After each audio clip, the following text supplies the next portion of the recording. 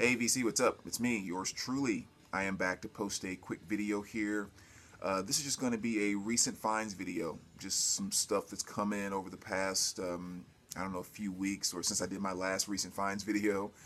Uh, Not a ton of stuff. I'm still haven't been buying a lot lately, but definitely some good core pieces and some things I really wanted to get in my collection. Um, I'm still kind of basing a lot of my purchasing off of selling first. So still flipping a few things, and actually this past couple weeks I actually sold some old equipment I had, like an old preamp and a couple other things. So that kind of helped fill up the PayPal account a little bit, and I was able to pick up a few things here and there, which is always good. But let me just kind of dive in and share with you some of the things that I picked up. Oh, there's also a couple of VCLT pieces I'll share here. Those of you that watch George's videos, or the Vinyl Elvis guy, I know he did a video not too long ago talking about this. But this past weekend, Jim and the Missus, Memphis Vinyl Jim and the Missus, Billy Hurst and George and we all met up just to kind of do what we like to do, yap about music all day long. But yeah, we had a chance to meet up, hit a couple of stores, had dinner together, and just kind of did what VC members do, and it was freaking awesome. It was an absolute blast, and cannot wait to do it again. I've hung out and spoken to Billy Hurst a number of times, and Memphis Vinyl Jim and the Missus. We've hung out before. They've been to my place before, and we've spoken over the years. I've known them forever, so it was kind of cool meeting George for the first time. We had never had a chance to really hang out or anything of that nature. So that was really, really awesome, and cannot wait to do it again. We had a blast, absolute blast. Just wish we had more time. But so yeah, so there's a couple of VCLT things with that as well. So just want to kind of go through really quick and share what's been coming in. Now, I did get in 2 box sets over the past month or so. One I'll do in kind of a separate video, but I'll just kind of show this one here. So this is kind of a new find that I was very happy to get, and this is that new Def Leppard box set. Kind of give you an idea about what you're looking at there.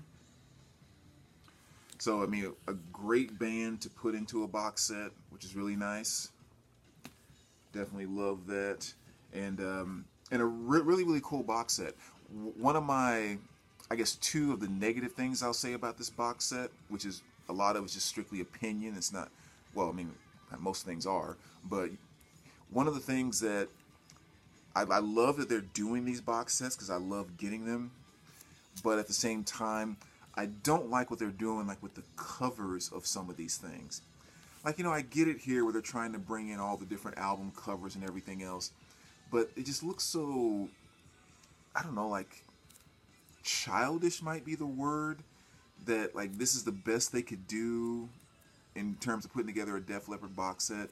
And I've just really noticed that on some of these newer sets that they're putting together, it just doesn't seem like they put a lot of serious effort into the covers. And again, it's my opinion, is they probably spent who knows how long putting this actually together. But it's just kind of childish to me in a certain way. And I'm trying not to mean that in a negative way, just from between what I like and what I don't like. I would have much rather just seen like a, just like the British flag, like, the whole British flag thing, and then just Def Leppard written right in the middle of the British flag. That would have been, to me, a lot cooler than like all of this going on and just getting too cartoonish. And there's been a few sets that they've done that with. Again, it's just kind of not my cup of tea. But actually, another good example, since I'm sitting right here, just to reiterate my point, here we go, is this one. Like the Dio set. It's like, really? With all the cool things that Dio did, and blah, blah, blah. I mean, like, that's what you came up with? Like, it's a funky pose, and all of a sudden, this being on this overly muscular, I don't know, like, you even go back to all the Dio album covers, like, all of those were just so freaking cool and halfway scary half the time. And so, I don't know, again, I don't want to get too far off track, but I don't know. Just one of those things that bugs me about these sets. So that kind of bugged me a little bit about the Def Leppard set, but it is what it is. Now, in terms of the albums and the pressings and so forth, they sound fantastic. One of the first things I thought was these sound just as good as the Bruce Springsteen, the box set pressings, because I was always very impressed with those. I thought they sounded fantastic. So when I listened to these, they were really on that same level. It's kind of like the warmth of vinyl with the crispness of even like CD or digital. I mean, it's like this really, really clean, strong pressing. So I like them a lot. The Hysteria, they put it on 2 LPs instead of 1. So again, that really kind of, knowing how the analog works and everything, that really kind of helps with the sound. So very, very great pressing of that. The only thing I didn't like about the albums was they included this live at the LA Forum. It's a 2 LP set and it's a live album. And to me, it sounds like crap. Oh my gosh. And not like the pressing is like crap, but just the recording, the live, the concert itself, to listen to it on vinyl, it sounds like crap. It's just really a waste of an album to put inside of the box set, especially considering it takes up 2 LPs. With Def Leppard has just always been so well known for their, like with Hysteria, the overproduction that they did in Hysteria. And I don't mean that in a negative way. I just mean they really took the time to piece together all and layer all of these melodies and all this other type of stuff, which makes some of the most, beautiful pop rock music I think ever. I mean, that album is just flat out incredible to me. But so much of it gets lost in the live, and then like to put that on vinyl and like to sit back and listen to that over and over, it's like it just doesn't. I don't know. Like, I think they could have came up with something better myself. But those are my only 2 beefs about the set, is that album and the cover. But other than that, it's a freaking fantastic set. And even when I complain about little things like that, I always say, I'm just still happy they're just making the sets, period. Because as you guys know, I love my vinyl box set. So moving right along, let's go to some of the vinyl that I picked up. One here is Shuggie Otis. This is Freedom Height. That's an album cover for you right there. This is one of those ear-dropping things that I picked up. Again, I was walking through a store one day, and a guy was playing this. And actually, he didn't have any in stock. He was playing his own personal copy. And I was like, that's really cool stuff. Who is it? And, kind of gave me the breakdown. And I found one later, a brand new 180-gram reissue for only $15, which was nice. So now this is, in terms of kind of describe what it is, in my words, it's kind of like Hendrix, not being as, technical and crazy as Hendrix is, but like a Hendrix type of feel going a lot more funkish is kind of where this is at. Funkish R&B-ish. Matter of fact, when I was putting it in my database, I was kind of struggling on what category to put it under. Under like 70s rock, or should I put it in my funk category, or even maybe towards the R&B category. No, it's a little more funkish than that. So it's kind of some really good creative music that flows around those 3 points. So again, if you never heard them, just kind of look them up here on YouTube and check them out. But I thought this was a pretty cool album. A few nice additions to the Mo-Fi collection, which of course is Miles Davis, Roundabout Midnight. So that's a nice new brand new sealed copy there, which is cool. And then this Emerson, Lake and Palmer, which is also really cool. I found that for only $9 in pretty darn good condition, which is nice. Very, very clean cover. The ringwear there is actually on the sleeve. So, yeah, but really, really nice pressing of that. And you guys know those progressive freaks. And then also a nice pressing of Bob Dylan's Greatest Hits on Mo-Fi. So some really good additions to the Mo-Fi collection there. And then our boy here in the VC, the one and only Mr. Billy Crayoni. This is his album Green, which he just sent to me about a week or 2 ago, autographed nonetheless. And for those of you that know Billy C, or those of you that don't know Billy C, one of the biggest 80s fans slash freaks you'll ever meet in your entire life. The guy lives, breathes everything 80s, which is awesome. And that's kind of the style of his music too. It's kind of 80s pop dance type of music. And he was really pumped about this because he's put a number of CDs out over the years, but this is his first album on vinyl that he's ever put out. It's called Green. So you know, make sure you go check Billy C out. You can find his channel here on YouTube as well.